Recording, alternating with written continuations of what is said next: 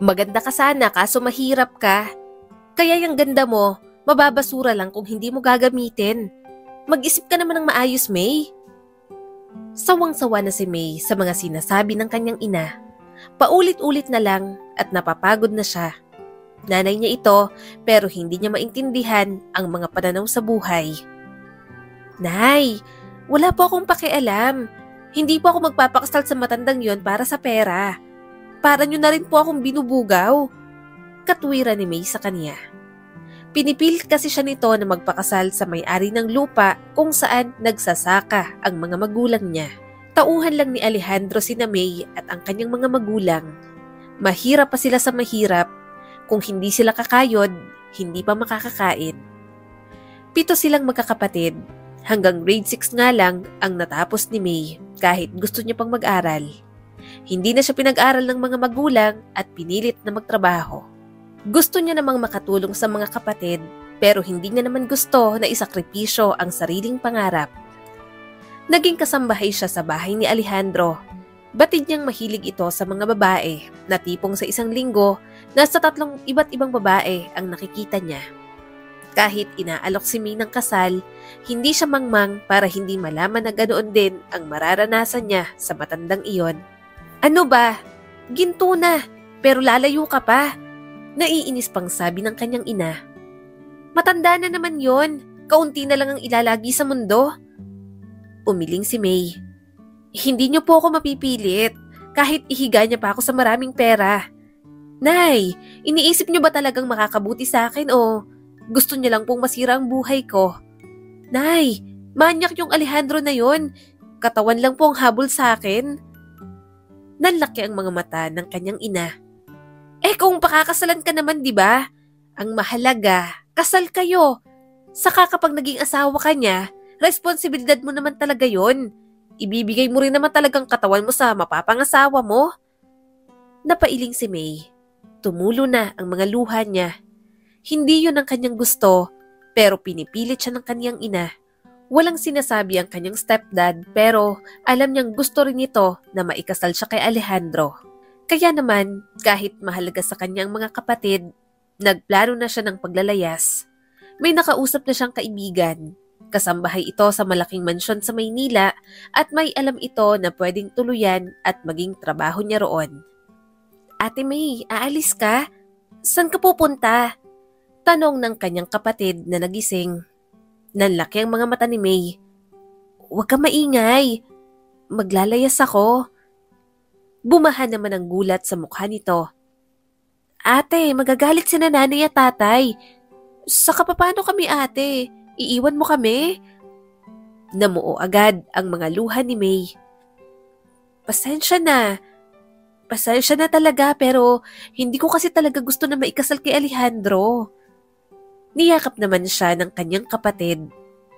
Ate, basta mag-iingat ka sa pupuntahan mo ha. Mamimiss ka namin. Mahal na mahal ka namin, Ate May.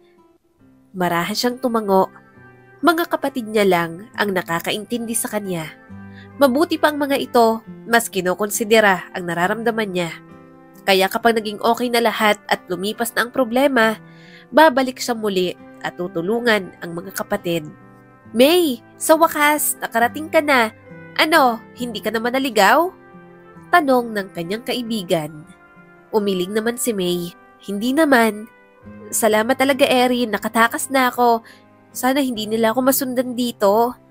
Napabuntong hininga si Erin. Hindi naman siguro. Ang layo na nito sa atin. Dito ka muna sa mansyon ng amo ko. Mabait naman si Doña Ason. Tabi na lang tayo sa kama tapos bukas, sasamahan na kita sa magiging amo mo. Malapit lang naman yon. Kailangan na rin kasi talaga ng kasambahay ni Sir Joseph kasi nilayasan ng kasambahay. Tapos, si Manang Lenny lang ang nandun at si Gina.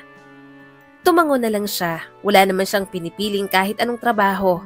Basta marangal, okay lang talaga sa kanya. Kaya lang, medyo mag-ingat ka dun sa amo mong babae, yung asawa ni Sir Joseph. Masamang ugali nun si Ma'am Carlene. Naririnig ko sa dati nilang kasambahay. Imporma sa kanya ni Erin. Tipid lang nung umiti si May. Mas okay na sa akin ang malditang amo kaysa naman maniac. Oo nga pala no, natipuhan ka nung amo mo ron. Grabe naman din kasi yung matanda na yon. Mabuti tumakas ka. Sayang ang ganda mo. Sabi pa ni Erin. Bumuntong hininga si May. Hindi ko talaga gustong maikasal sa lalaking yon. Kung aangat man ako sa buhay, gusto ko talaga na pagsisikapan ko. Kapag medyo nakapag-adjust ako rito, bala ko na talagang makapag-aral ulit. Tumango naman si Erin. Tama yan, mag-aral ka. Mahirap dito kapag walang pinag-aralan. Mababa ang tingin lalo na kapag mahirap. Alam na alam ni May yun. Kaya nga sobrang masama ang loob niya nang ayaw na siyang pag-aralin ng kanyang mga magulang. Ngayong siya na lang, sisikapin niyang makapag-aral ulit at makapagtapos. Maghahanap ng trabaho at babalikan ang mga kapatid para tulungan. Doña Ason, si May po yung sinasabi ko pong galing probinsya. Dito po muna siya ng isang gabi. Anong oras na rin naman kasi, bukas ko na lang po siya ihahatid sa bahay ng mga Borromeo. Saad ni Erin sa amo nitong babae. Napatingin naman sa kanya si Doña Ason na abala sa pagmamadyong. Oo nga, pumayag na nga ako, di ba? Bakit ba pinagpapaalam mo pa yan sa akin? Napangiti si May. Mukhang masungit ang Donya pero may kabutihan naman ang lumalabas na mga salita. Napatingin si Doña Ason sa kanya. Ang ganda mo pala, May. Puri sa kanya ng Donya. Ang ganda ng pagkamorena mo at ang lamlam ng mga mata mo. May ibang lahi ka ba? Suminghap naman siya. Salamat po. Indiano po ang tatay ko. Anak siya ng kaniyang ina sa ibang lalaki. Sa Bombay, kung saan may utang ang mga magulang nito noon. Pinangako ang pananagutan pero hindi na ulit nagpakita. Pero kahit ganoon, hindi na rin naman naghanap si May. Tinuring naman siyang parang anak ng tatay ng kanyang mga kapatid. Dito ka na lang kaya sa akin pumasok bilang kasambahay. Natutuwa ako sa'yo. Napakaganda mo. Ang fresh sa mga mata. Dito kasi kina Erin at sa ibang kasambahay ko, nagsasawa na ako sa pagmumukha. Puro mga marites din. Biro pa ni Doña Ason. Natawa naman si May. Palabiro din palang Donya. Kung pwede nga lang na doon na siya. Pero alam niya na inaasahan na siya sa bahay ng mga Borromeo. Doña Ason, nakakasakit naman po kayo ng loob. Nagsasawa na po ba kayo sa amin? Hirit pa ni Erin sa matanda. Humalakhak muli si May. Huminga siya ng malalim. Bagong buhay yon para sa kanya. Haharapin niya na bukas ang bagong simula na naghihintay para sa kanya. Mang Lenny, ito na po si May. Ito po yung sinasabi kong kaibigan ko sa probinsya. Nakangiting pakilala sa kanya ni Erin sa mayordoma ng mga Borromeo. Sure ka ba na mapagkakatiwalaan niyang si May? May mga requirements ka ba, Ineng? Ilang taon ka na ba? Tanong ng ginang sa kanya. Inilabas naman agad ni May ang mga requirements. 21 na po ako at opo may mga dala po akong requirements. May experience na rin po ako sa pagiging kasambahay. Tiningnan siyang muli ni Manang Lenny. Kung ganon, sige. Halika na, may tiwala naman ako kay Erin. Mukha ka rin namang mabait. Napangiti agad siya. Salamat po. Nang makapasok si May sa loob, namangha siya sa ganda. Nakakita na naman siya ng mga mansyon at malalaking bahay, kaya hindi na rin bago sa kanya ang bahay ng mga Borromeo. Modernong disenyo lang talaga at may malalaking glass window. Wala ngayon si Sir Joseph, nasa business trip pero nandyan si Ma'am Carlene. Sila lang naman mag-asawang pagsisilbihan natin dito. 3 taon pa lang silang kasal at wala pang anak. Kailangan pa ng isang kasambahay dahil kita mo naman na malaki ang bahay. May ilang mga bidin lang ako sa iyo bago ka magsimula. Tuloy-tuloy na sabi ni Manang Lenny sa kanya habang naglalakad sila papasok. Nakinig naman si May ng mabuti. Mabait si Sir Joseph, pero si Ma'am Carlene, may ibang ugali, kaya sana matuto kang pakisamahan na lang. Sensitive lalo na sa mga damit at sapatos si Ma'am Carlene, kaya si Gina na ang naglilinis ng mga yon. Pagpapatuloy pa ni Manang Lenny. Napatingin siya kay Gina. Tipid lamang itong ngumiti habang naghihiwa ng sibuyas at bawang. Ginantihan niya din naman ito ng isang matamis na ngiti. Muling nagsalita si Manang Lenny. Ang gagawin mo lang dito, maglinis at magluto. Hindi rin naman masyadong mabibigat ang gawain dito. Basta palagi mong lililinis araw-araw, hindi na naman makalat ang mag-asawang amo natin. Tumango naman si May. Salamat po. Opo, gagawin ko po ang trabaho ko. Mabait si Sir Joseph, mataas din magpasahod, kaya hindi na rin masama. Basta magtiyaga ka na lang kay Ma'am Carlene. Mahinang sabi ni Manang Lenny at napalingon pa sa labas ng kitchen. Muling tumango si May at napalunok. Sa kwento pa lang ni Manang Lenny, mukhang mahirap talagang pakisamahan si Carlene. Gayunpaman, kahit gaano pa kasamang ugali nito, kailangan niya pa ring magtiyaga. Wala naman siyang ibang mapupuntahan. Sayang din ang trabaho. Gina! Tawag ng isang babae. Napalingon si May. Nakita niya ang isang babae na sobrang sopistikadang manamit. Kilos pa lang at pananalita, halatang sanay na sa buhay ng karangyaan. Mukhang prim and proper na klase ng babae, kaya hindi niya ma-imagine na masama ang ugali nito. Yes, ma'am, sagot agad ni Gina at naghugas ng kamay. Tanggalin mong stain dito sa bag ko. Ingatan mo, kapag hindi mo inayos, tatanggalin kita sa trabaho. Mahal pa yan sa buhay mo. Mataray na sabi ni Carlene. Hindi napigilan ni May ang mapasinghap. Hinila naman agad siya ni Manang Lenny at hinawakan sa braso. Taas ang isang kilay na tumingin sa kanya si Carlene. At anong ginagawa mo rito? Sinong nagpapasok sa mukhang basahang katulad mo? Walang pakundangan na tanong ni Carlene. Gusto niyang matawa. Kasambahay si May pero alam niya ang kanyang halaga. Maraming nagsasabi sa kanya na maganda siya, na kahit anong damit, bagay sa kanya at nagmumukha pang maganda. Hindi siya assuming na tao pero nahimigan niya ang insekuridad sa boses ni Carlene. Si Manang Lenny ang sumagot para sa kanya. Bagong kasambahay, Ma'am Carlene. Siya po si May. Galing po sa probinsya. Tiningnan siya nito mula ulo hanggang paa. Ayusin mong trabaho mo rito, ha? At huwag na huwag mo akong kakalimutan. Ako ang amo mo rito. Nagkakaintindihan ba tayo, muchacha? Napalunok muli si May. Yes po, ma'am. Umayos ng tayo si Carlene at umalis na sa harap niya. Nakahinga siya ng maluwag. Unang araw pa lang, wala pa siyang isang oras, nasaksihan niya na agad ang kamalditahan ng kanyang amo na babae. Hinagod ni Manang Lenny ang kanyang likod. Hayaan mo na yon. Kapag nilalait ka, ilabas mo na lang sa kabilang tenga. Ganon talagang ugali nun, lalo na kapag wala si Sir Joseph. Mabait po siya kapag nandito si Sir Joseph? Nagtataka niyang tanong. Umiling naman si Manang Lenny. Maldita pa rin, pero nasasaway ni Sir Joseph, kaya medyo bumababa ang sungay.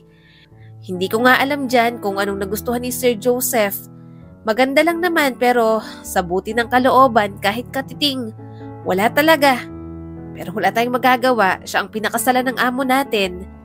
Kaya kahit nilalait na tayo, irespeto pa rin natin. Di ba, Gina?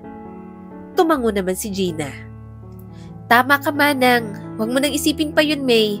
Malaki naman tong bahay. Madalas din namang gumagala at nagsha-shopping. Kung saan-saan pumupunta si Ma'am Carlene. Kaya lagi rin talaga siyang wala dito. Nakahinga si May ng maluwag. Kakapitan niya na lamang ang sinabi ng mga ito.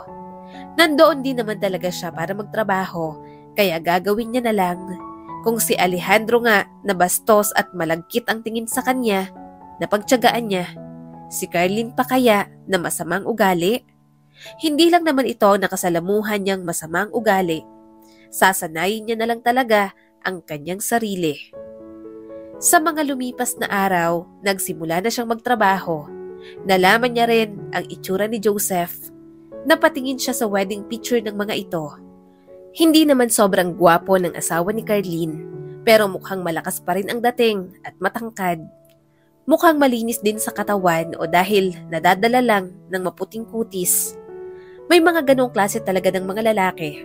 Kahit hindi sobrang gwapo, kapag malakas ang appeal at idagdag pa ang sense of humor, parang nagiging gwapo na sa kanyang paningin. Hoy, May, titig na titig ka sa picture ni Sir Joseph. Crush mo, no? Natatawang asar sa kanya ni Gina. Nanlaki ang mga mata ni May. Ano ka ba? Hindi, tumigil ka nga. Baka marinig ka pa ni Ma'am Carlene. Baka pag-initan ako. Mali na magkaroon ako ng crush sa tao na may asawa na. Tumawa naman si Gina. Ano naman? Crush lang naman eh. Simpleng paghanga lang yan. Nung binata pa si Sir Joseph, aaminin ko. Medyo crush ko nga yan eh. Hindi sobrang gwapo pero dahil mabait at malakas ang sense of humor, talagang hindi mahirap maging crush. Kung hindi ko lang naging asawa si Andres, naku, baka pinikot ko na yang si Sir Joseph. Pero ayun nga, asawa ko na si Andres at mahal ko naman yon kahit minsan may kakaibang amoy ang mga paa. Mahina na lang siyang tumawa. Nasiraan pa talaga ni Gina ang asawa nito sa harap niya. Muling napatingin si May sa picture ni Joseph. Marahan siyang napailing. Hindi siya pwedeng magkaroon ng crush sa amo niya na may asawa na. Nababaitan lang siguro talaga siya. Sa mga kwento pa lang kasi ni Manang Lenny at Gina, mukhang mabuting tao talaga si Joseph. May, dalhin mo naman to sa hardinero. Merienda ni Pedring, may ginagawa ka pa ba? Tanong sa kanya ni Manang Lenny. Umiling naman si May. Wala na po, Manang. Naubusan na nga po ako ng gagawin. Tumawa naman ang ginang. Sabi ko naman sa'yo, hindi nga mabigat ang trabaho mo rito kapag nagawa mo na lahat. Pwede kang magpahinga kung gusto mo. Hindi naman bawal yon. Basta nagawa mo na lahat ng trabaho mo, pwede ka na lang magpa-petiks-petiks. Wala siyang masyadong ginagawa, kaya naisip niyang maghanap ng school na pwede siyang mag-enroll. Kapag nakaipon, bibili siya ng cellphone at papasok na. Kahit online class man lang at matapos niyang high school. Yun nga lang, ipagpapaalam niya pa yon sa kanyang mga amo. Nakauwi na si Joseph pero hindi niya pa ito nakikita ng personal. Gabi na rin kasi nang dumating ito. Saka bago pa lang naman siya, hahayaan niya munang maging plano ang lahat. Tumayo na siya at kinuha ang pagkain na para sa hardinero. Hindi alam ni May na may hardinero pala sa bahay na yon. Sa isang linggo na nandoon siya, nang sandaling iyon niya lang makikita. Nang makalapit siya, hindi niya makita ang mukha dahil nakasombrero. Abala ito sa mga paso. Kuya Pedring, eto na po yung merienda ninyo. Padala po ni Manang Lenny. Imporma ni May. Bahagya namang natigilan ang hardinerong nakatalikod sa kanya. Ilapag mo na lang sa lamesa ron. Ginawa niya naman yun kaagad. Pabalik na sana siya sa loob pero hindi siya mapakali. May mga alam din naman siya sa mga halaman. Siya rin kasi ang nag-aalaga ng mga halaman sa mansyon noon ni Alejandro. At napansin niya, mali ang ginagawa ni Pedring sa isang halaman. Kuya Pedring, sandali! Hindi niya na napigilang lumapit. Mali po ang ginagawa ninyo. Mali? May bahid ng pagtataka ang boses nito. Kinuha ni May ang paso mula dito. Naglapat ang mga kamay nila. May tila kuryenteng dumaloy sa kanya. Mabango rin ang lalaki. Amoy mamahaling pabango kahit naaarawan. Pero hindi niya na lamang pinansin yon. Mas nasa isip niya ang mga halaman. Ang ganito pong klase ng halaman, hindi kailangan ng sobrang init na klima, kaya wag niyo pong ipwesto sa initan. Mas maganda nga po kung sa loob ng bahay ito inaalagaan. Nakangiting saad ni May at inilapag ang paso sa mas maayos na lugar. Marunong ka sa mga halaman? Tanong ng lalaking nasa likod niya. Pinagpag niyang mga kamay. Oo, marami akong alam sa halaman. Mahilig kasi talaga ako sa mga ganito. Kaya nga nang unang tungtong ko rito, nasihan agad ako dahil may garden. Mahina itong humalakhak. Pareho pala tayo. Mahilig din ako sa mga halaman. Kapag nandito ako mismong nag-aalaga. Hinahayaan ko na lang munang magpahinga si Pedring. Kumunot ang noon ni May nang marinig ang boses ng isa pang lalaki. Nandito na palang merienda ko. Ang bait talaga ni Manang Lenny. Nakita ni May ang isang lalaki na kumain ng dala niyang pagkain. Umawang ang kanyang bibig nang mapagtanto na si Pedring iyon. Sir Joseph, kain na po! Nakangiti pang sabi nito. Sumagot naman ang lalaki na nasa kanyang likuran. Mamaya na po! Nanlalaki ang mga matang humarap siya kay Joseph. Ngiti-ngiti naman ito sa kanya. Gusto niya nang kumaripas ng takbo o kaya'y lamunin na lang ng lupa. Kung ano-ano pang sinabi ni May at naging bida-bida pa sa harap ng kanyang boss. Tinawag niya pa talagang Pedring. Sir Joseph, Mahinang bulalas ni May. Mas lalo namang napangiti si Joseph. Ikaw pa lang bagong katulong dito. Nasa business trip ako nitong mga nakaraang araw. Ngayon lang kita nakilala. Anong pangalan mo? Kinakabahan si May. Walang lumabas na salita mula sa kanyang bibig. Sa pag-atras niya, nawala na siya ng balanse. At sa pagbagsak niya, nabasag pa ang isang paso. Nasugatan tuloy siya sa kamay. Aray ko! Napadaing siya. Gulat na gulat naman si Joseph at agad siyang dinaluhan. Ayos ka lang ba? May sugat ka. Halika, gamutin natin. Honey! Malakas na tawag ni Carlene. Nasaan ka ba? Pinilit tumayo ni May. Sobrang kahihiyan niyon para sa kanya. Ayaw niya nang mas lalo pang maging katawa-tawa sa harap ni Joseph. Dumudugo ang sugat mo.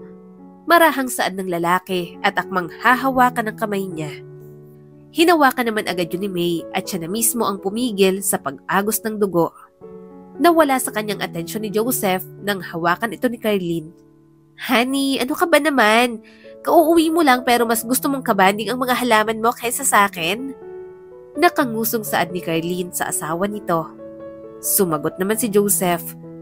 Namiss ko ang gardening. Alam mo namang ito ang stress reliever ko. Napagod din naman ako sa business trip. Naglambing palalo si Carlene. So, hindi ka na makakasama sa akin. Gusto ko mag-shopping eh. Magpapasama lang sana ako kay Bernard. Okay lang? Tumango naman si Joseph. Sige, i-text mo na lang din ako kada oras para alam ko kung ano pinagkakaabalahan mo. Okay? Ihahatid na kita sa sasakyan. Gusto nang umalis ni May doon. Para lang siyang hangin sa harap ng mag-asawa. Aalis na sana siya pero tinawag pa siya ni Joseph. Sandali, ang sugat mo. Nag-aalalang sabi ng kanyang amo. Okay lang po ako, sir. Napairap naman si Carlene. Honey, ano ba yan? Bakit mo ba inaalalang muchacha na yan? Hayaan mo na. Umiling si Joseph at tinawag si Pedring. Dalhin mo na siya sa loob. Samahan mo. Gamutin niyo ang sugat. May first aid kit naman doon. Sige po, sir. Sagot naman ni Pedring. Hindi na muling tumingin si May sa kanyang boss. Nagpatianod na lamang siya kay Pedring. Nagamot naman agad ang kanyang sugat. Tinulungan din naman siya ni Manang Lenny. Sa susunod, mag-ingat ka. Ikaw talaga. Mabuti at pasulang ang nabasag mo. Papaano kung mga bangari ito sa loob ang nabasag mo? Mahal pa naman ang mga nandito. Dahil koleksyon noon ng mga magulang ni Sir Joseph. Sabi pa ni Manang Lenny. Huminga ng malalim si May. Kinakabahan nga po ako kanina eh.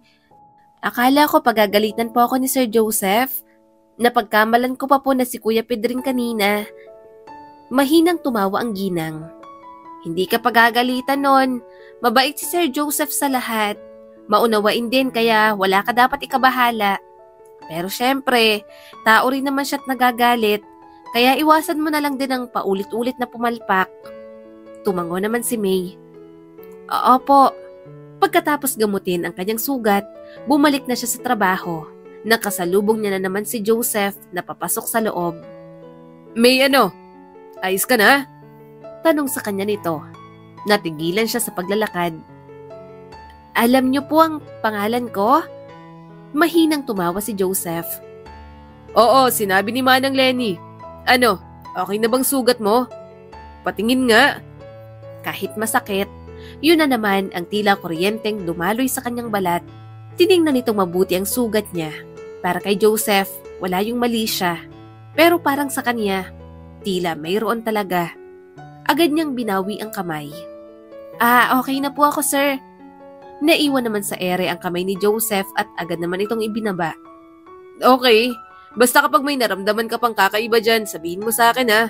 Baka magkaroon pa ng infection. Tumango naman si May. Sige po, salamat. Hindi niya talaga alam kung bakit siya kinakabahan sa tuwing nasa paligid si Joseph. Hindi talaga siya mapakali.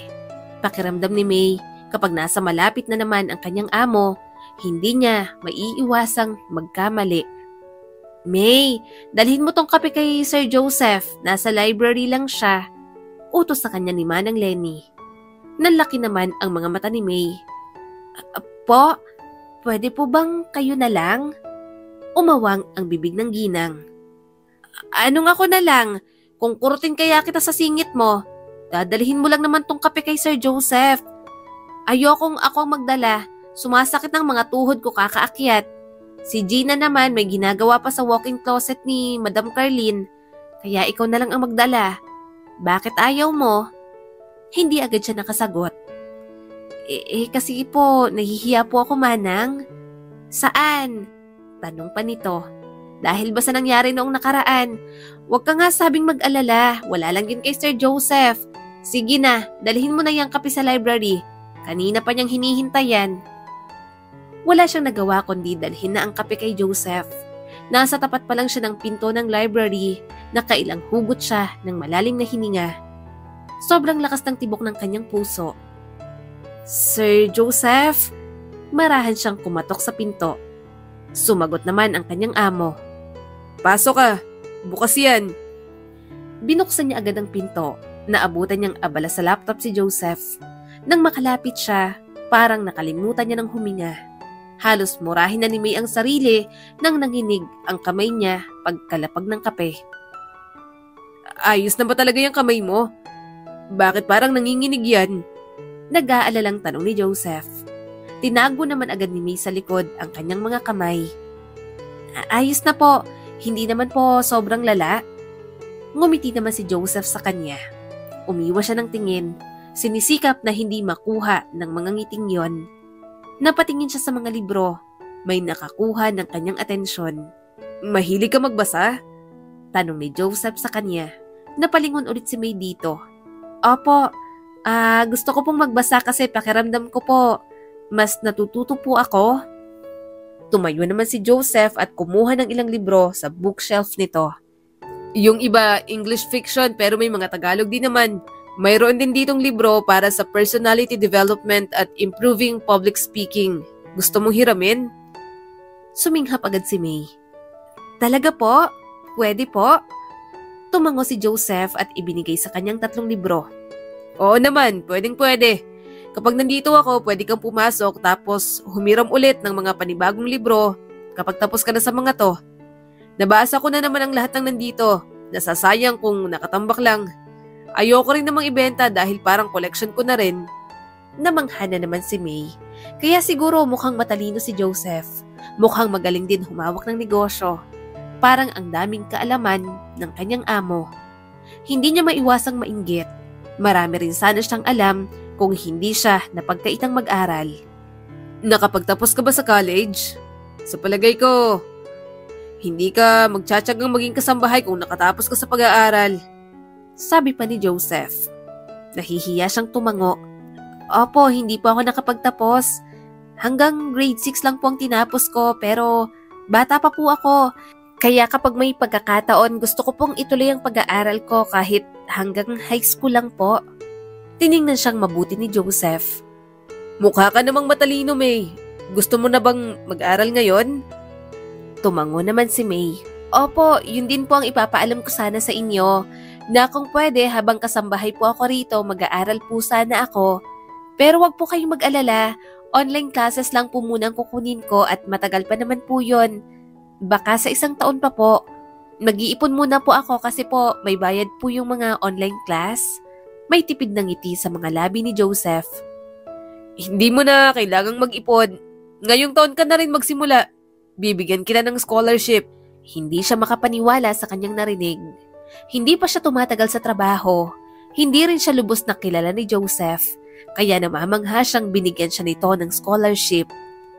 Namumuo ang mga luha ni May. Sir, talaga po bang bibigyan niyo po ako ng scholarship? Pero hindi niyo pa naman po ako lubos na kilala. Ilang buwan pa lang din po ako nagtatrabaho sa inyo. Saka, nakakahiya naman po yon. Umiling naman si Joseph. Huwag kang mag-alala.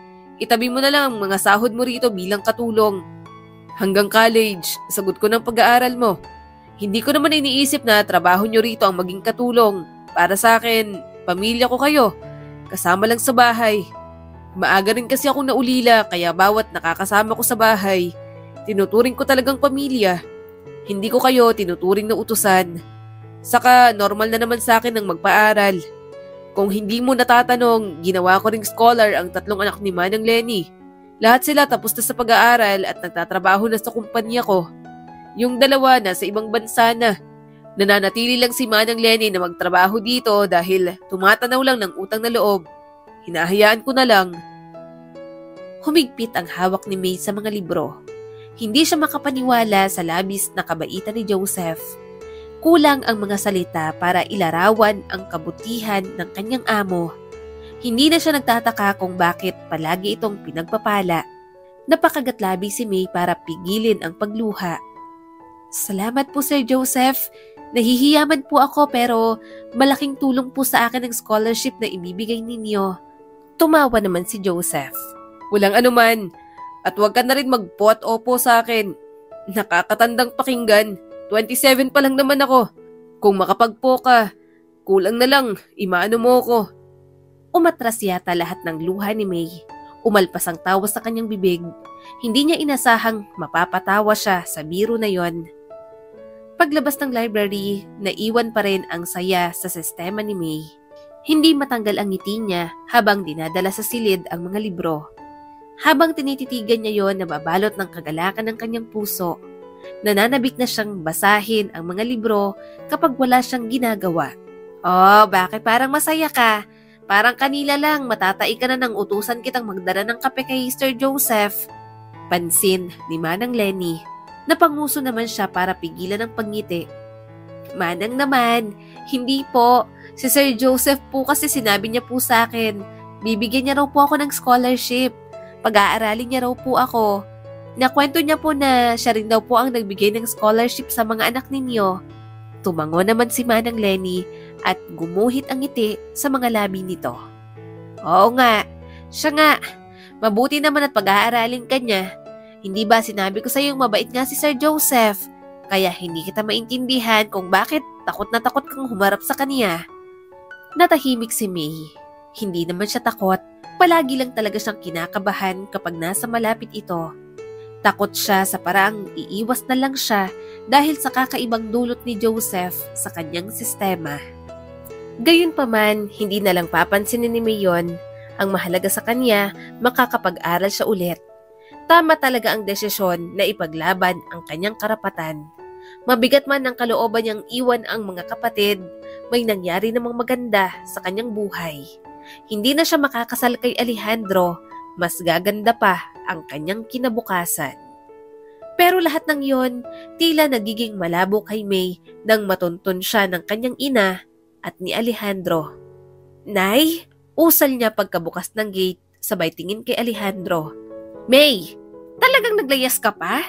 Ano akala mo, hindi ka namin susundan dito? Umuwi na tayo. Hindi ka na nahiya? Mabuti at gustong magpakasal sa'yo ni Alejandro, pero ikaw pang pakipot.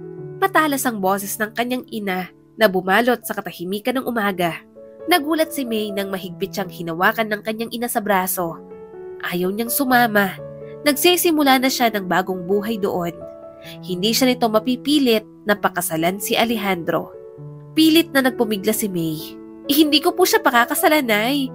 Hindi ko nga po gustong magpakasal. Kaya nga po ako naglayas kasi pinipilit niyo po ako sa taong hindi ko naman gusto. Pero ang walaghiyang si Alejandro, nagsalita pa na parang sinusuyo siya nito. Sige na, May. Liligaya ka naman sa piling ko. Hindi ka na mahihirapan. Bakit ka ba naglayas? Hindi ka dapat nagtitiis na maging kasambahay dito. Kung nasa poder kita, gagawin kitang asawa at buhay reyna ka pa. Tama si Alejandro, anak. Nangako siya sa'yo ng buhay na maginhawa. Patuloy ng kanyang ina. Huwag mong itapon yon para lang dito. Mag-isip ka nga ng mabuti. Gamitin mo ng utak mo. Kalaunan, mamahalin mo rin naman si Alejandro kapag nasanay ka na sa kanya bilang asawa mo. Baka pag-aralin ka pa. Tuluyan siyang nakawala. Ayoko nga po, sabi Nay. Gusto ko pong pumili ng sarili kong landas. Pag-aralin ang sarili ko sa sarili kong paraan. Hindi ko na po kailangan magpakasal sa Alejandro na yan. Bumilis ang tibok ng puso ni May habang umuurong siya. Kailangan niya ng distansya sa mga ito. Pakiramdam niya, bilanggo siya ng kanyang sariling ina. na corner ng mismong tao na dapat ay nagmamahal sa kanya. Bakit niyo ba sa akin to ginagawa, Nay? Porke magalit kayo sa tatay kung hindi naman kayo pinanagutan. Idadamay niyo po ako? Gusto niyo lang sirain ang buhay ko. Wala po kayong kwentang ina. Malakas niyang sigaw. Malakas siyang sinampal nito. Wala kang karapatang sabihan ako ng ganyan. Ako pa rin ang nanay mo. Dapat pa nga nagpapasalamat ka, hindi ba? Iniisip ko lang kung anong makakabuti sa'yo. At ang pagpapakasal kay Alejandro, makakabuti sa'yo at sa mga kapatid mo. Kaya mag-isip ka. Huwag kang makasarili. Nakakainip na. Pinapahirapan mo pa kami. Tama na, kalokohang to, May. Sasama ka sa amin, sa ayaw at sa gusto mo. Pagsingit ni Alejandro. Humakbang si Alejandro pasulong. Mahigpit nitong hinawakan ng kanyang braso. Pinipilit siyang pumasok sa sasakyan na gamit ng mga ito. Hindi ako sasama sa inyo. Bitiwan niyo ako. Nabalot siya ng takot at kahit anong gawin niyang pagpupumiglas, hindi pa rin siya makawala. Galit na si Alejandro. Sa tingin mo, makakatakas ka? Akin ka lang. Naiintindihan mo ba yon? Walang ibang nagmamay-ari sa'yo, kundi ako lang. Sa sandaling iyon, isang pamilyar na boses ang bumasag sa lahat. Bitiwan niyo si May. Anong ginagawa niyo sa kanya? Bumaba ng sasakyan si Joseph. Kunot na kunot ang noo ng kanyang boss. Isang buo at bigla ang lakas. Nabawi siya nito mula kay Alejandro. Matangkad si Alejandro pero mas malaki ang katawan ni Joseph at mas malakas. Bakit kayo nasa harap ng pamamahay ko? At bakit ninyo pinipilit si May? Seryosong tanong ni Joseph. Anak ko siya. Wala kang pakialam. Problemang pamilya to. Gusto siyang kunin ng kanyang ina pero mas tinago siya ni Joseph sa likod nito. Problemang pamilya pero nasa oras ng trabaho at ginugulo ninyo. Tinatakot niyo pa ng ganito. Kapag hindi pa kayo umalis, idedemanda ko kayo. Mariing saan ni Joseph. Labis na pagpapasalamat ang naramdaman ni May. Mabuti na lang at dumating si Joseph para siya'y tulungan. Napatingin siya sa kanyang ina na galit na galit. Mukhang nagsawa na rin si Alejandro sa pamimilit sa kanya. Kaya wala na rin nagawa ang kanyang ina, kundi ang tumigil at umalis na rin. Ano, ayos ka lang ba? Nanay mo yung isa, di ba? Sino yung lalaki? Bakit kanila pinipilit? Nag-aalalang tanong ni Joseph. Hindi na napigilan ni May ang mga luha. Pinipilit kasi ako ng nanay ko na pakasalan si Alejandro. Ayaw ko kaya naglayas ako at tumakas. Kaya rin napadpad ako rito. Huminga ng malalim si Joseph at bahagya siyang niyakap. Huwag kang mag-alala. Kung ayaw mo sa kanila, poprotektahan ka namin dito. Sasabihan ko ang security team ng village para hindi na sila makapasok. Mabutit nakatakas ka. Tama lang ang ginawa mo. Matapang na desisyon yan. Kapag alam mong mali, kahit alam mong nanay mo pa, huwag mong hayaang kontrolin ang buhay mo. Tumango na lang si May at kumawala sa yakap. Hindi talaga siya papayag.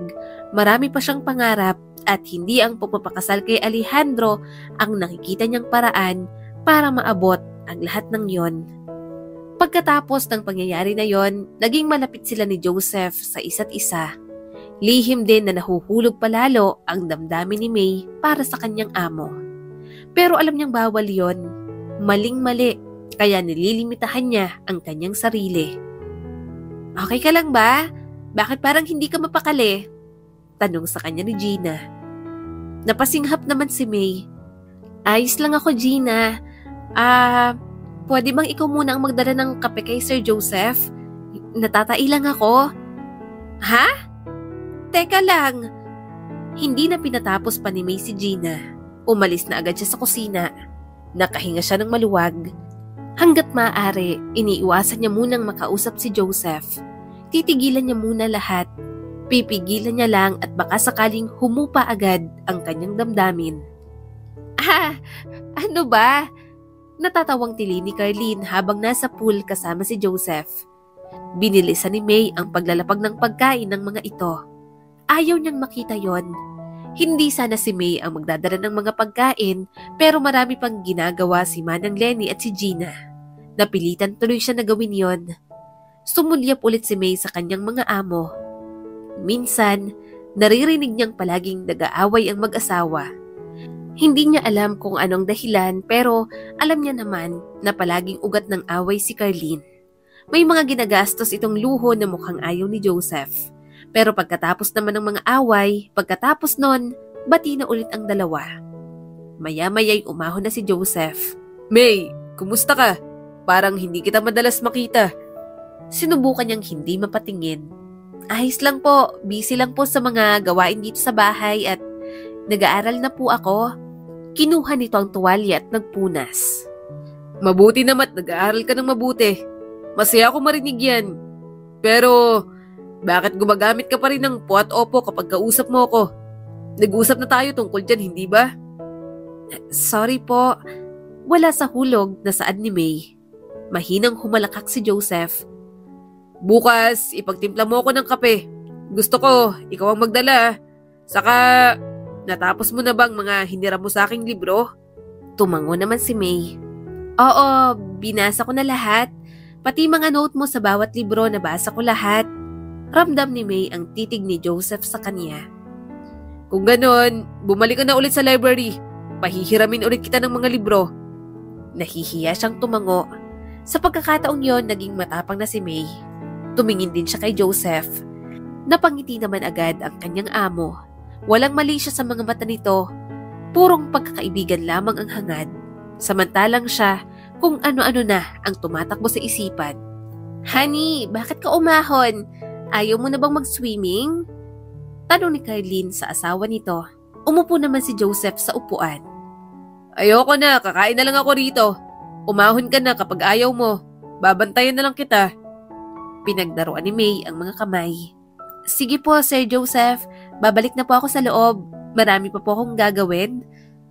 Tumagal ang titig ni Joseph bago tumango. Sige. Nang talikuran ni May ang kanyang boss, humugot siya ng malalim na hininga. Hindi na pwedeng tumagal pa ang nararamdaman niya sa kanyang sistema. Labis lamang siyang nababaitan kay Joseph at napagkakamali niya lang ang paghangang iyon sa pag-ibig. Sa mga sumunod na araw, naging okay pa rin naman ang lahat para kay May. Nakakasurvive pa naman siya mula sa lahat ng nararamdaman niya. Yun nga lang, parang sa bawat pagpipigil niya, mas lalo lamang lumalala. Naglalakad si May sa tahimik na library ni Joseph. Naghahanap siya ng sunod na librong babasahin. Habang iniiskan niya ang mga pamagat, isang partikular na libro ang nakakuha ng kanyang atensyon. Naiintriga siya kaya inabot niya yon. Inunat ni May ang kanyang mga daliri sa abot ng makakaya niya. Ngunit nanatiling hindi niya maabot. Frustrated siyang umatras. Ang taas naman nun. Naramdaman niya na lang sa tabi niya si Joseph. Kailangan mo ng tulong? Bago pa siya makasagot, walang kahirap-hirap nitong kinuha ang libro at iniabot sa kanya. Kinuha ko na para sa'yo, May. Bumilis ang tibok ng puso niya habang nakatingin sa mainit nitong mga mata. Sa loob ng maraming buwan ay sinusubukan niyang itago ang kanyang nararamdaman para sa lalaki. Ngunit muli na namang lumakas. Mas malakas kaysa sa dati. Salamat. Halos bulong niya nang sabi. Nanatili ang tingin ni Joseph sa kanya.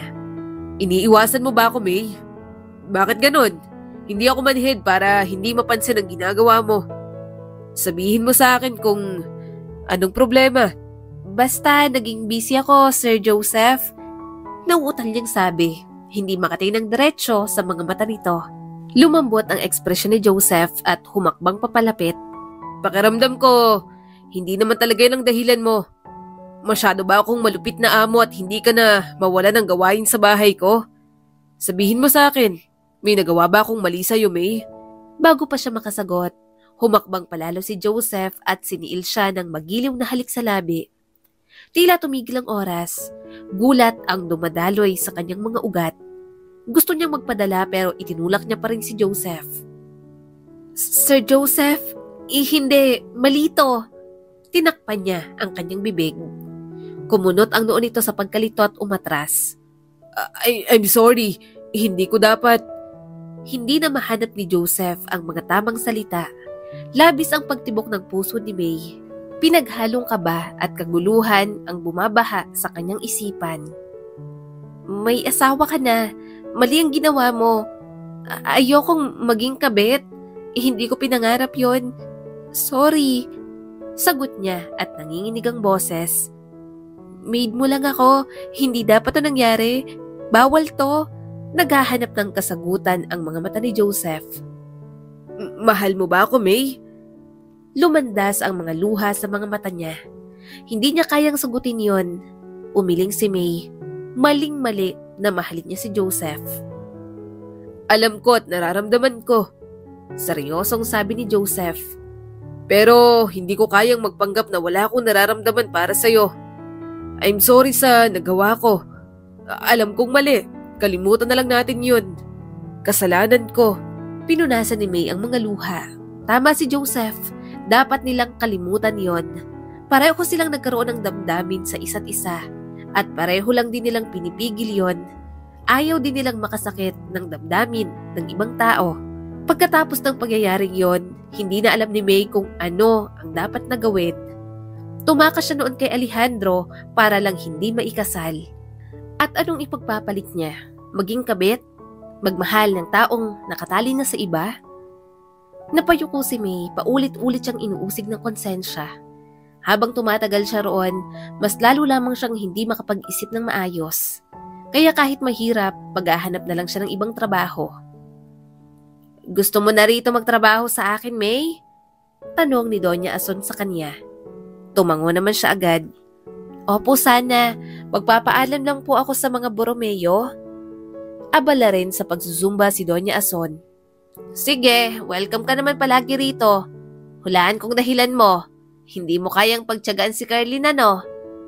Tumango na lang si May kahit hindi naman talaga yun ang dahilan. Natatakot siyang mahusgahan. Sinusubukan niya namang gawin ang tama, kaya gagawin niya habang maaga pa. Ano? Gusto mong mag-resign? Gulat na tanong ni Joseph. Oo, pasensya na. Hindi ko na kayang magstay dito pagkatapos ng nangyari. Yung sa scholarship, ayos lang kahit bawiin mo yon. Sandaling natulala si Joseph. Hindi agad ito nakasagot. Hindi niya tuloy alam kung payag na ba ang kanyang amo sa gusto niyang mangyari. Umigting ang panga ni Joseph. Hindi ko babawiin ang scholarship. Saan ka ba magtatrabaho? Sa mansyon ni Doña Ason, sagot ni May. Humugot ng malalim na hininga si Joseph. Malapit lang. Makikita pa kita. Kumunot ang noo ni May. Gusto niyang isiping nagrereklamo lang si Joseph na ayaw na siya nitong makita. Pero sa tono ng boses nito, para bang nagkaroon ng pag-asa. Huwag kang mag-alala, hindi ko aalisin ang scholarship mo. Nangako akong tutulungan kita sa pag-aaral mo at hindi ko babawiin yun mula sa'yo. Seryosong saad ni Joseph. Pero magre-resign na po ako. Nahihirapang tumango si Joseph. Manatili ka muna dito. Hintayin mo munang makahanap ng kapalit mo. Malaki ang bahay. Nahihirapan si Gina. Matanda na rin naman si Manang Lenny. Kaya dito ka muna. Huwag ka munang umalis, May. Huminga siya ng malalim at marahang tumango. Mukhang kailangan niya pang magpigil ng mga ilang linggo. Kaya niya yon. Nagawa niya na dati. Kaya kaya niya pa rin gawin yon ngayon. Kaya lang, madaling araw na at hindi pa rin siya makatulog. Hindi siya mapakali sa higaan. Nang hindi niya na talaga kaya, lumabas na muna siya para magpahangin. Habang naglalakad sa garden, napangiti si May nang makita ang mga namumulaklak na halaman ni Joseph. Kapag umalis na siya, siguradong mamimiss niya ang hardin. Sa mga nakalipas din na mga buwan, yon ang naging banding nila ni Joseph. Pareho silang may interes sa mga halaman, kaya mas lalo pa silang naging malapit sa isa't isa. Subalit, mapait siyang napangiti. Ang pagkakalapit na yon, muntik na silang ihulog sa kasalanan. Natigilan lang si May nang may narinig siyang kaluskos. Napatingin si May sa garahe. Kumunot ang kanyang noo nang makita ang isa sa mga sasakyan. Umaalog yun na para bang may tao sa loob. Tinted at madilim ang paligid kaya hindi niya rin gaanong makita. Maya-maya'y tumigil na rin naman ang pag-alog. Mas nagtaka si May nang may makitang lumabas mula sa backseat. Si Bernard, ang driver ng mga Borromeo. Pawisan ng binata at dire-diretsyong pumasok sa loob. Sunod namang lumabas si Carlin. Naabutan niyang inaayos nito ang strap ng nightgown. Mabilis siya nagtago nang mapatingin si Carlene sa kanyang direksyon.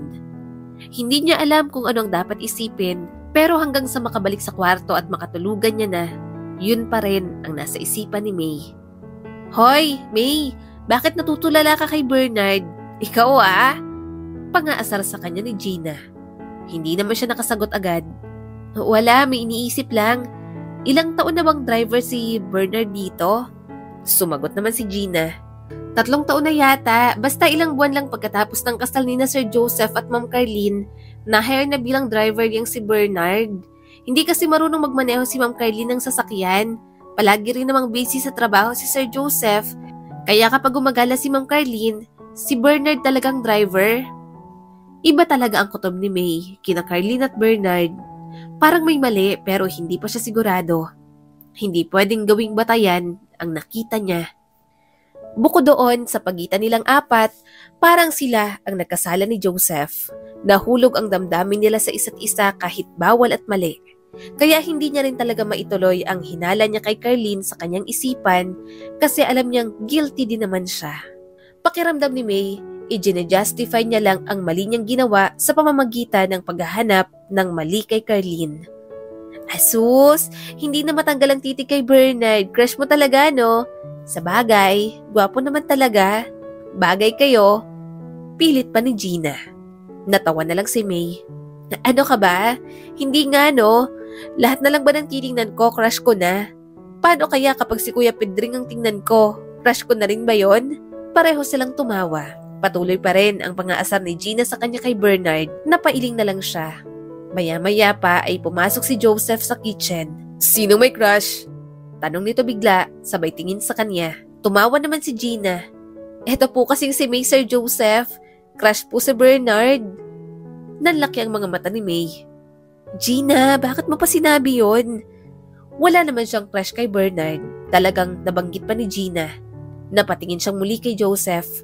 Mariin ang tingin nito sa kanya. Ilang sandali pa ay bigla na lang itong umalis. Parang mainit ang ulo ni Sir Joseph ngayon na, pansin ni Gina. Napakagatlabi na lang si May. Ayaw niyang isiping dahil sa kanya. Napabuntong hininga na lang siya. May, dalhin mo tong bagong bedsheet sa kwarto ni Bernard. Alam ko namang hinihintay mo to. Pang-aasar, nasabi ni Gina. Napailing na lang si May. Ikaw talaga, wala nga kasi akong crush doon. Tama na yan, mamaya may makarating pa doon. Pumunta na siya sa kwarto ni Bernard. Sa likod pa naman ang lalaki, hiwalay sa mismong bahay. Natigilan siya nang makitang medyo bukas ang pinto. Kakatok na sana si May nang makarinig ng mga ungol. Sa pagsilip niya, nanlaki ang kanyang mga mata. Nasaksihan niya lamang naman si Carlene na nakapatong kay Bernard, gumagawa ng kasalanan at makamundong bagay. Malakas ang tibok ng kanyang puso. Kumuha siya ng cellphone. Hindi niya sasabihin yung kay Joseph nang walang ebidensya.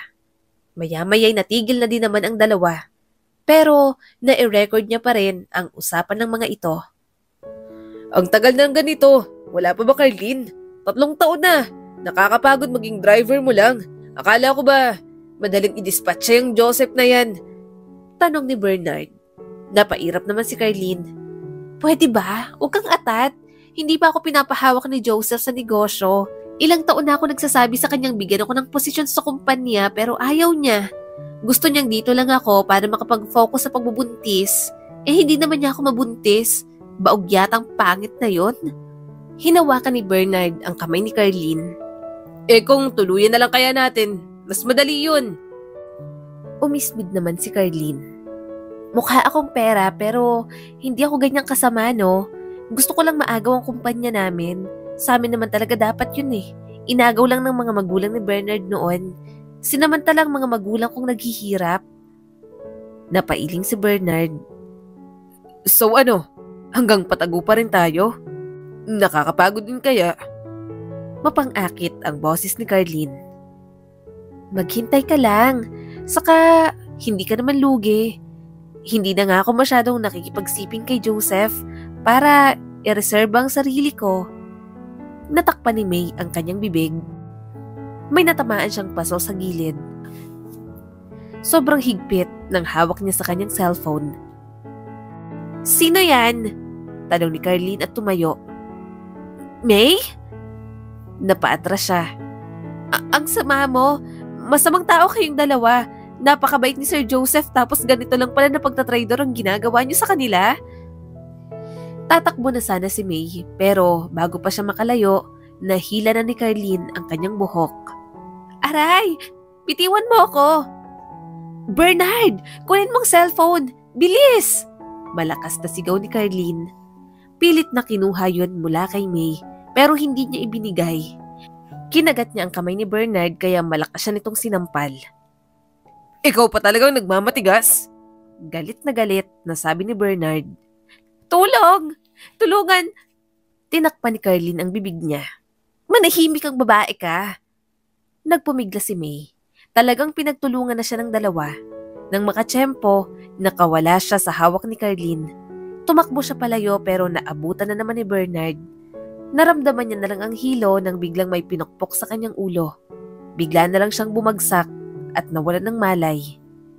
Nagising na lang si May nasa loob siya ng sasakyan. May pulang likido sa kanyang noo. Hilong-hilo pa siya pero pinilit niyang makababa ng sasakyan. Hindi niya alam kung nasaan siya.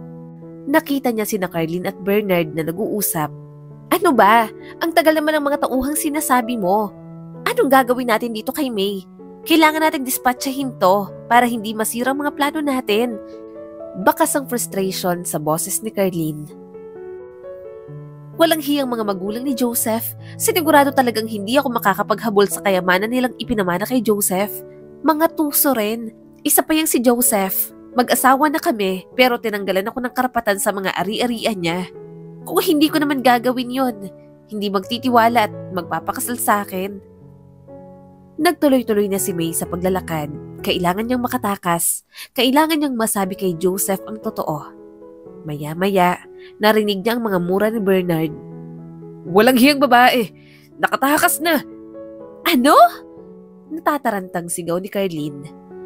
Mas binilisan niya pa sa pagtakbo. Kahit parang imposible, tumakbo pa rin si May. Umaasang may ibang sasakyang dumaan. Pero lumipas ang ilang sandali, wala pa rin talaga. Hanggang sa naabutan na siya ng sasakyan ni na Carlene at Bernard. Napasigaw si May nang banggain siya ng mga ito pero pinilit pa rin niyang tumayo. Kaso, binangga pa siya ulit. Tama na! Hinang-hina na sabi niya rito. Sa huling bangga ng mga ito, nahulog na siya sa tulay. Naramdaman niya na lang ang malamig na tubig na bumalot sa kanya. Tanging liwanag ng buwan ang naaaninag ni May. Pakiramdam niya, yun na ang huling sandali ng kanyang buhay. Kaya nagulat na lang siya nang magising sa isang ospital. May, ayos ka lang ba? May! Tawag sa kanya ni Doña Ason. Hindi pa siya makausap ng maayos nang bigla niyang maalala ang mga mukha ni na Bernard at Carlene. Sunod-sunod ang kanyang mga hagulgol. Wala siyang ibang makita. Pakiramdam niya, pagtatangkaan ulit ng mga ito ang kanyang buhay. Walang ibang bumalot sa kanya kundi takot. Lumayo kayo sa akin!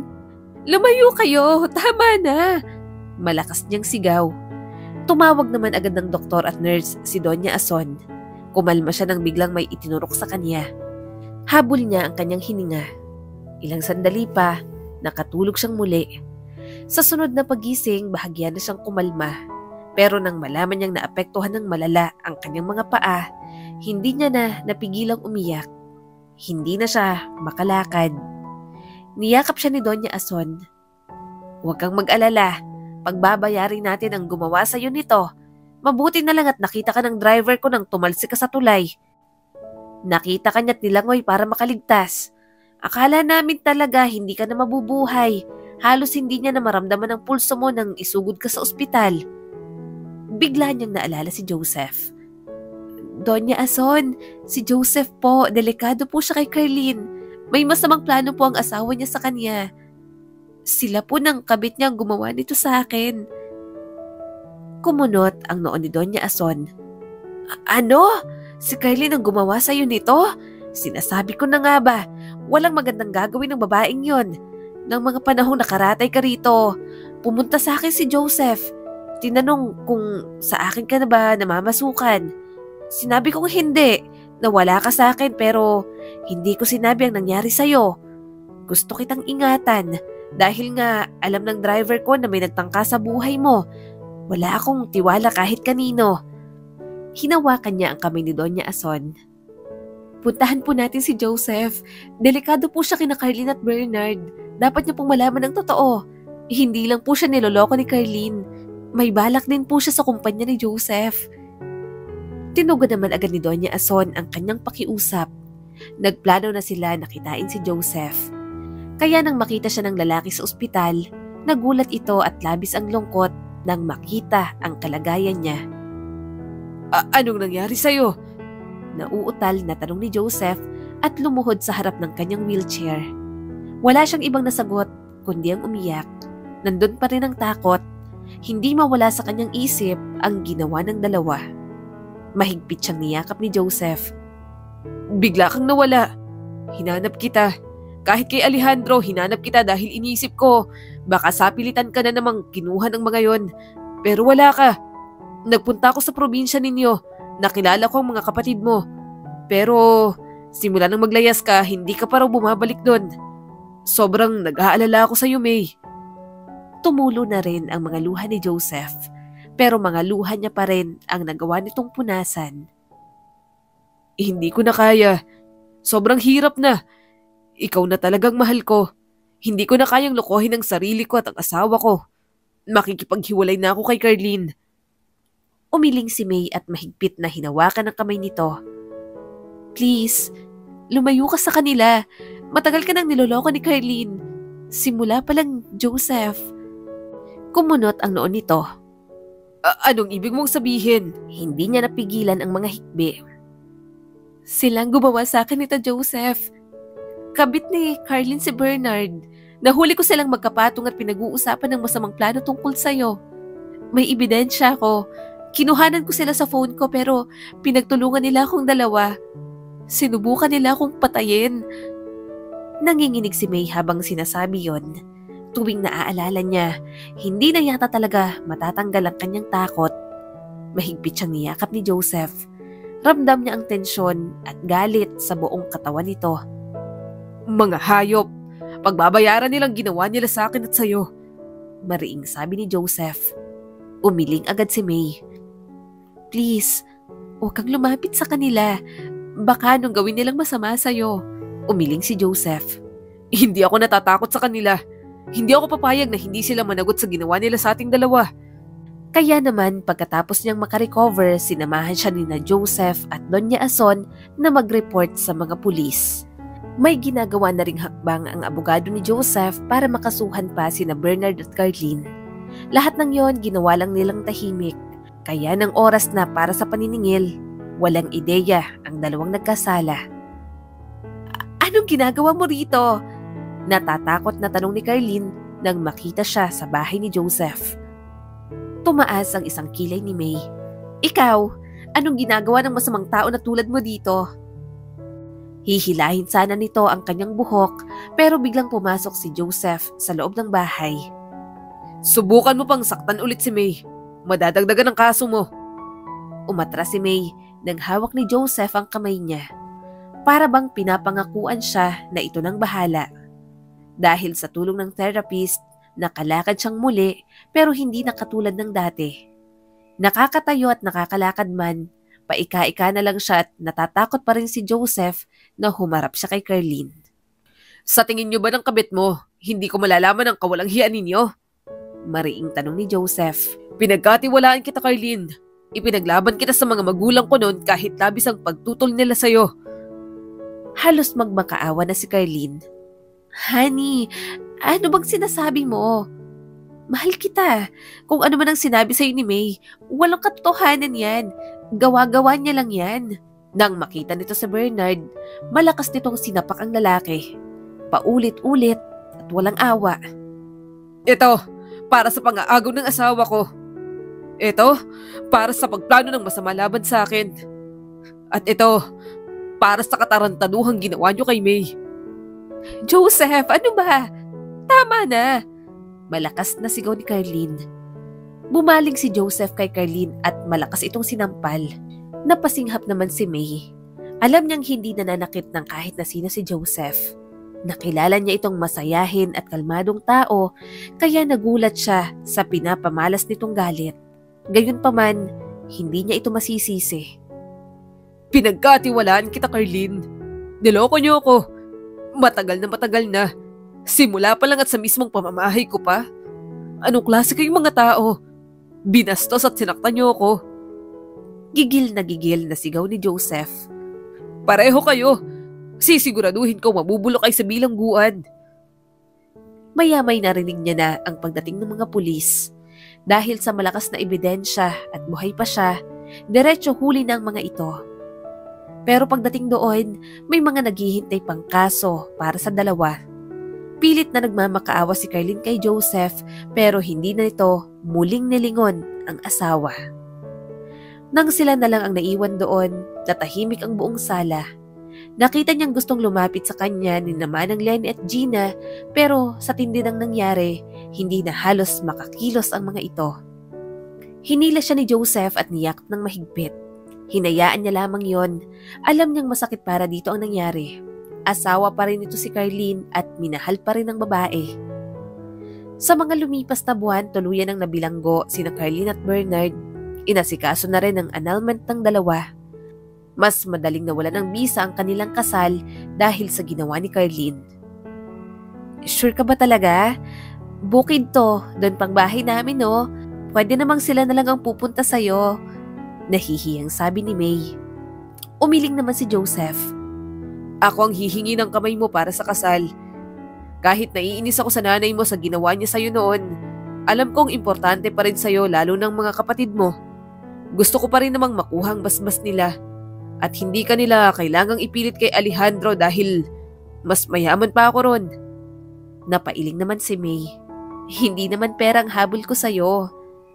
Napangiti naman si Joseph. Alam ko pero magiging asawa rin naman kita. Kaya ako nagpapakahirap kasi para sa'yo at sa magiging anak natin. Hinawakan ni Joseph ang tiyan niya. Kaya dapat bilisan na nating magpakasal. Ayokong hindi pa tayo kasal nakalabas ng baby natin. Gusto ko kapag nasa mundo na siya, alam niyang kasal tayo at nagmamahala ng daddy at mommy niya. Napangiti si May. Yun din ang gusto niya. Pumunta na nga sila sa kanilang tahanan. Simple lang at maliit ang kanilang bahay pero hindi nakita ni May ang pandidiri kay Joseph. Masaya pa nga itong nakipagkulitan sa kanyang mga kapatid. Pagkatapos ng araw na yon, nagpakasal silang dalawa. Nandoon ang buong pamilya niya. Nais ni Joseph na sa kanila na tumira ang buo niyang pamilya. Gusto rin kasi nito ang malaking pamilya, maingay at magulong tahanan. Nagkapatawaran na rin naman silang mag-ina. Hindi na niya masyadong dinidibdib ang ginawa nito noon sa kanya. Kung hindi rin naman siya nito pinilit, hindi siya maglalakas loob na maglayas. Hindi niya makikilala si Joseph. Maraming pagsubok ang dumaan sa buhay ni May. Maraming hindi siguradong desisyon. Gayunpaman, hindi pa rin talaga siya hinayaan ng Diyos na magkamali. Pinarating lang sa kanyang dapat siyang maghintay sa tamang panahon. Ang kwentong ito ay nagpapaalala sa atin na kung hindi para sa atin at nakakasama lang sa ating mga pagkatao, Diyos na mismo ang gagawa ng paraan para alisin ang lahat ng yon sa buhay natin. Muli, ito po si Skylar Guro at sana may bago na naman kayong natutunan sa kwento natin ngayon. Maraming salamat po.